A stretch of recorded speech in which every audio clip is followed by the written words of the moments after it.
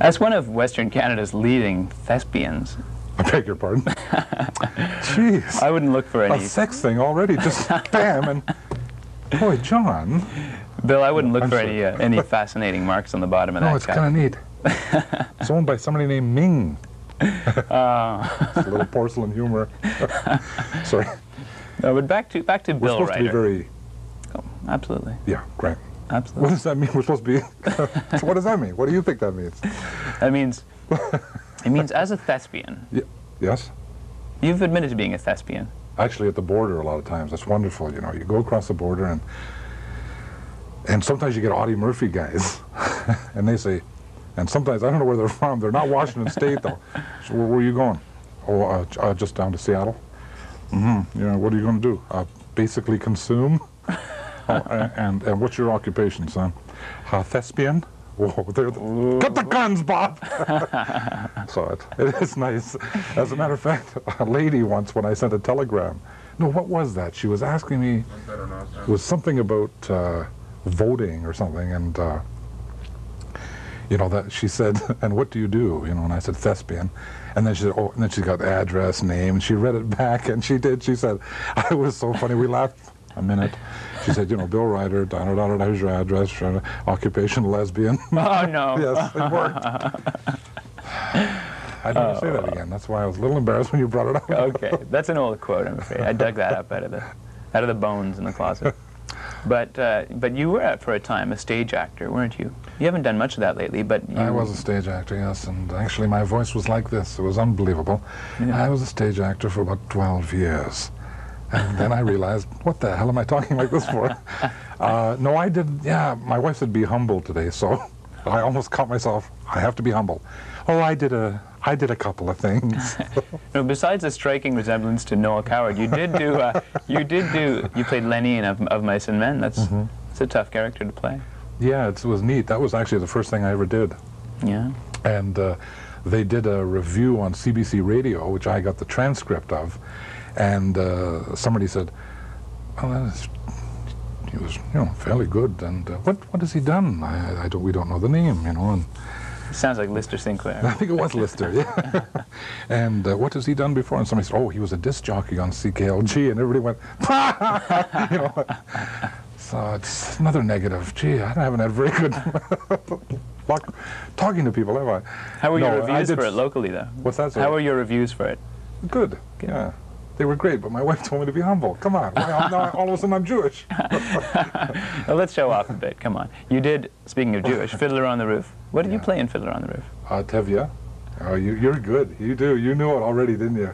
Setting me up. That's good. There you go. But actually, there was criticism at first because, you know, I love the musics of Black America, you know. So when I sang Tevye the first couple of weeks, they said, could you do it like a less kind of a Louis Armstrong? That was very, you know, not very nice, but I guess that's what I was doing, you know. That was, and Pseudolus, funny thing happened on the way to the Forum. Right. Stage is wonderful. That was at the York Theatre, I believe? York was funny thing happened on the way to the Forum, and Tevye, Fiddler on the Roof, was Theatre Under the Stars.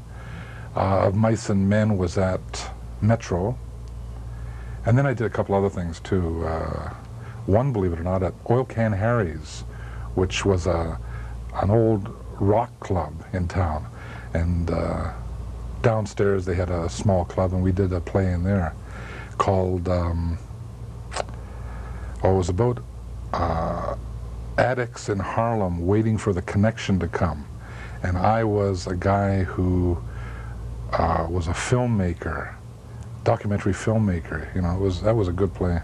A lot of good people in that. Ernie King, Charles Gray, yeah, good actors. So you're talking about 1970-ish? Yeah. Yeah. What was the city like in those days? Obviously, theater was quite young to Vancouver at that time. I don't think... No, it wasn't, you know. No, because, you know, Theatre Under the Stars was seasonal. Known everywhere. But it was seasonal. It was not a winter thing. There was no really self-supporting... You never heard of Theatre Under the Rain? Oh, yeah. Which followed Theatre Under the Stars. It was a winter thing. I don't know if it was seasonal. I think there were always great actors out of Vancouver. You know, it's just like there are great actors out of Winnipeg. You know, I mean, we were talking earlier, both you and I originally are from Montreal. Yeah. And so we don't know things like that, you know, especially, you know, my father and me, you know, people your age probably know more coming from Montreal now about Canada, the rest of Canada, but, you know, my dad didn't, you know, well, here, now I'm going everywhere, but for instance, you know, Japanese Canadians being sent, my mom and dad knew nothing about that. Nothing, absolutely nothing. Honest, they knew nothing. No, but that's because people back east, you know, the West Coast was like 3,000 miles away, and really they knew nothing about it. So I will say to you, yes, that a lot of great actors in Vancouver at that time. You know, so many people went down to Hollywood, you know, bit actors, writers, directors, but there was always a tradition of theater in this town, and probably even more so in Winnipeg. Mm-hmm. Yeah. Well, you were always a writer, but not with the W. You're just the Bill writer. Now, John, you're going to have to do better than that. I if you want to elicit a laugh, John. Sorry. Well, was there an economic influence to the fact that you didn't go on with theater per se, as with acting on the stage as such?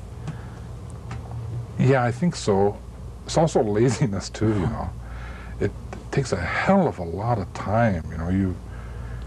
It's like every night of the week, you know, you've got to rehearse. It's all of that, and I found that after the dress rehearsal, my interest waned.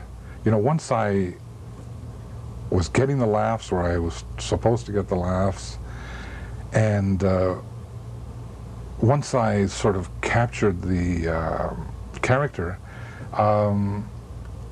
I used to phone up for Theatre in the Stars. You know, I'd phone about 2 o'clock in the afternoon. Yeah, Michael? Yeah, that's the director. Huh? Michael, it's really cloudy. I think it'll be rain tonight, won't there, Mike? You know, and he said, gee, Bill, why don't we just wait?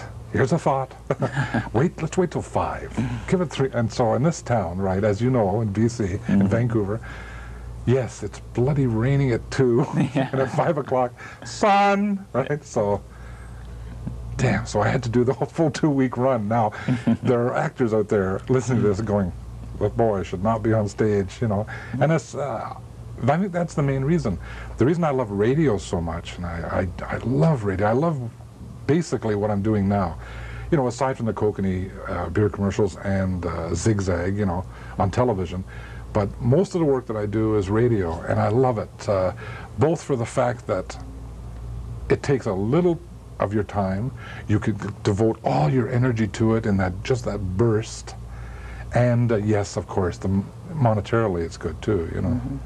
But one normally associates a funny man, and you've been called one of Vancouver's funny men, with a person who likes... I want to thank Camera 3 for doing that. Thank you. Sorry. But one normally associates... Camera 3 just waved at me like, sorry. Hi there. Yeah. Normally one associates that funny man attitude with someone who needs the feedback, you know, someone who needs the instant gratification. Yes, and that's why Camera 3 waved at me. Whereas on television, yeah. like and radio, you've got nothing but a microphone to stare into, or a camera. You don't get that feedback. Yeah, but you have to inherently know, you know, what's funny and what's not funny.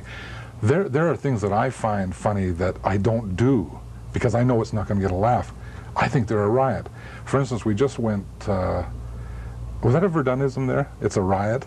Did you say A after that? That's a riot, eh? We went to Lethbridge, no, not Lethbridge, Medicine Hat and Red Deer, and as the Kokanee Sasquatch, because it's now, the beer is now being devoured in Alberta, so they've just opened up Alberta to Kokanee. So I went there and I donned the outfit and sort of wrote, they had a thing written and I added little bits, and there was one thing that I thought was funny, and it's joke and no one else laughs at, and it goes like this, you know, what's the one thing now see, this is not funny now, okay? Yeah. What's the one thing you do not want to hear, if you're a Sasquatch, you do not want to hear in the forest? The sound of a tree falling? No. I give up, Bill. You do not want to hear car! No, it's not funny, John. It's not funny. But it's so unfunny that it's funny. But I think it's a riot. So there are certain things you don't want to do. Is this going downhill now? No, Sorry, no. Okay. I'm sure but there we're are gonna get certain letters. jokes that just I think are, you know, and I laugh. Ha ha ha. What was the original question? Why did I go off on that tangent? We're doing this sort of segue back to the early days of Bill Reiter, because for the type of personality who needs the laugh, who wants the fun. That's right. Have you always been that way?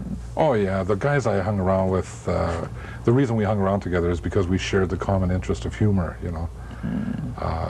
I mean, you know, there's one guy, I shouldn't do this because now everybody, well, she didn't mention me, but, you know, there's this one guy, Dennis Joe. I mean, he's a truck driver.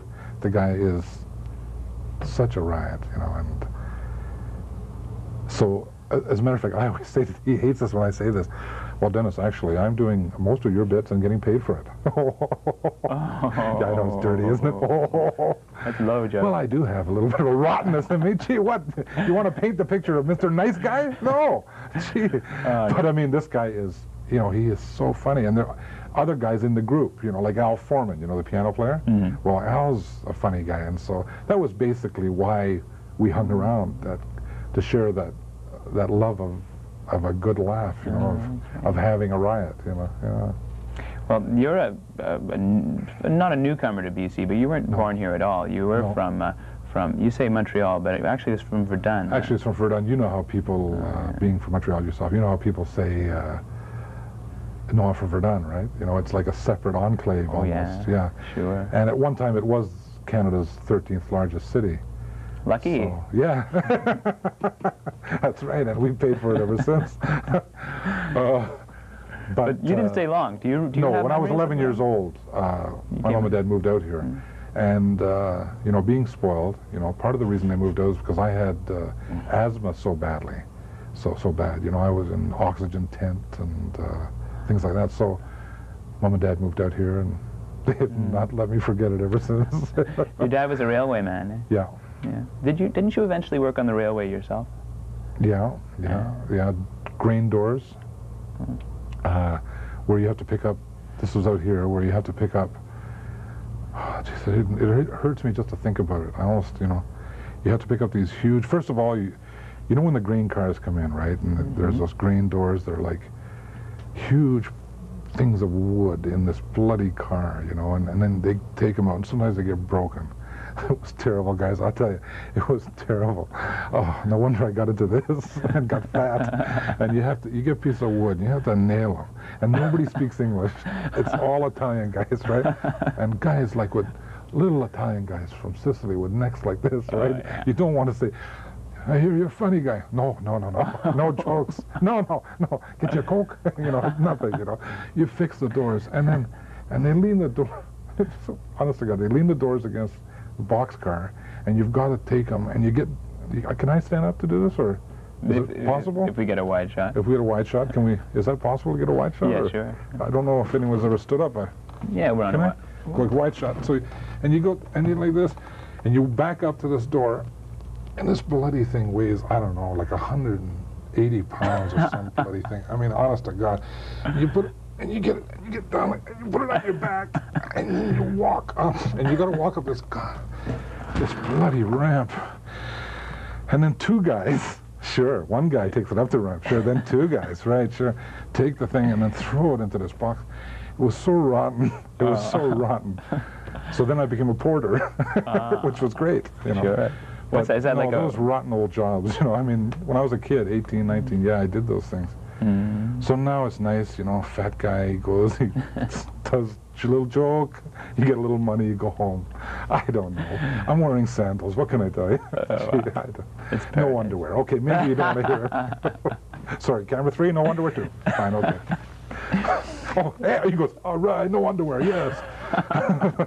There are weird guys working here.